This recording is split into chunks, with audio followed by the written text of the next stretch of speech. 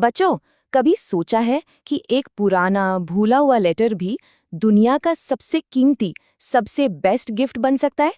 आज हम एक ऐसी ही दिल को छू लेने वाली कहानी सुनेंगे, the best Christmas present in the world. तो ये स्टोरी शुरू होती है एक बहुत ही सिंपल सी चीज से। एक पुरानी रोल टॉप डेस्क जो हमारे नरेटर ने एक जंक शॉप से खरीदी थी।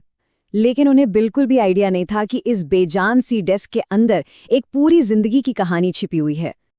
इमेजिन कीजिए, क्रिसमस की शाम है और नरेटर इस डेस्क को ठीक कर रहे हैं। तभी उनकी नज़र एक ऐसे ड्रॉअर पर पड़ती है जो पूरी तरह से जाम हो चुका था। ऐसा लग रहा था जैसे वो अपने अंदर छिपे राज को बाहर आने ही नहीं देना चाहता हो। थोड़ी कोशिश के बाद फाइनली जब वो ड्रॉअर खुला तो अंदर से एक छोटा सा काला टिन बॉक्स निकला और उसके अंदर एक एनवेलप। उस पर एड्रेस लिखा था, Mrs Jim McPherson, 12 Copper Beeches, Bridgeport, Dorset, और डेट दिसंबर 26, 1914। Can you believe it? ये लेटर 100 साल से भी ज्यादा पुराना था।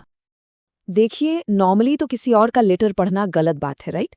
लेकिन नरेटर की क्यूरियोसिटी उन पर हावी हो गई। उन्होंने एनवेलप खोला और उन शब्दों को पढ़ना शुरू किया जो एक सोल्जर जिम मैकफर्सन ने सीधे वर्ल्ड वॉर 1 के बैटलफील्ड से अपनी वाइफ कॉनी के लिए लिखे थे। लेटर की पहली ही लाइन बहुत सरप्राइजिंग थी। जिम लिखते हैं, डियरेस्ट कॉनी, मैं तुम्हें ये लेटर बहुत ही खुश मन से लिख रहा हूँ क्योंकि अभी अभी कुछ बहुत वंडरफुल हुआ है। सोचने वाली बात है, वॉर के माहौल में ऐसी खुशी, आखिर ऐसा क्या हो गया था?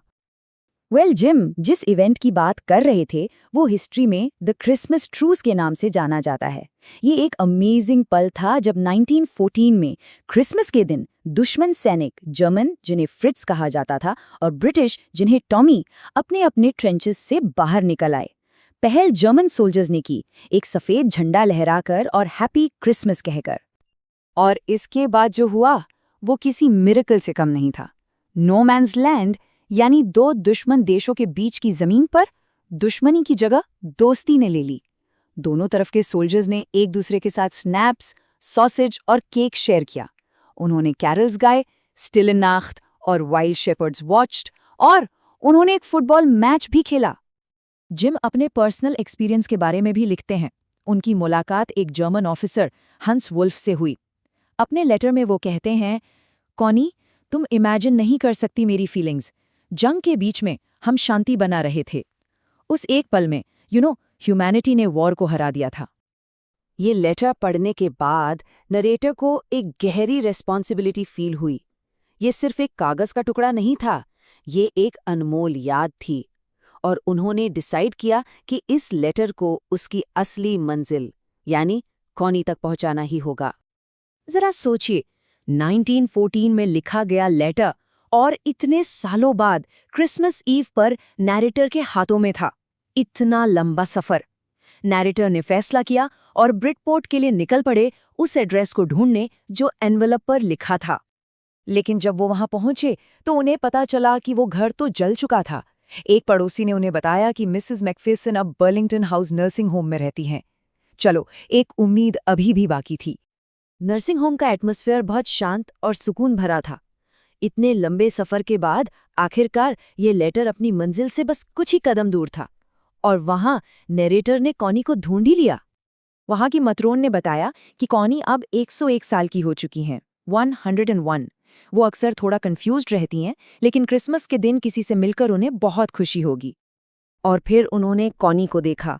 वो एक व्हीलचेयर पर बैठी थी, उनके हाथ उनकी गोद में रखे हुए थे। उनके चांदी जैसे सफ़ेद बाल एक ढीले से बन में बंधे थे और उनकी आंखें खिड़की के बाहर देख रही थी, जैसे सालों से किसी का इंतजार कर रही हों। जैसे ही नरेटर ने उन्हें वो टिन बॉक्स और लेटर दिया, कॉनी की आंखों में एक अजीब सी चमक आ गई। उन्होंने नरेटर का हाथ पकड़ा और उनकी आवाज़ में सालों का इंतजार था। उन्होंने कहा, तुमने कहा था तुम क्रिसमस तक घर आ जाओगे डियरेस्ट, और तुम आ गए। The best Christmas present in the world. अपनी यादों में उनके लिए नरेटर ही उनके जिम थे, जो अपना प्रॉमिस पूरा करने लौट आए थे। स्टोरी का ये एंड कितना पावरफुल और इमोशनल है ना? उस एक पल में नरेटर को समझ आ गया कि कॉनी के लिए उस मोमेंट के क्या मायने थे। उनके लिए उनके जिम का इंतजार फाइनली खत्म हो गया था। तो इस ब्यूटीफुल स्टोरी से हमें क्या सीखने को मिलता है? ये हमें बताती है कि प्यार वक्त से भी ज्यादा स्ट्रांग होता है, कि यादें, मेमोरीज एक बहुत पावरफुल गिफ्ट हैं। ये दिखाती है कि वॉर के अंधेरे में भी इंसानियत और शांति की रोशनी मिल सकती है।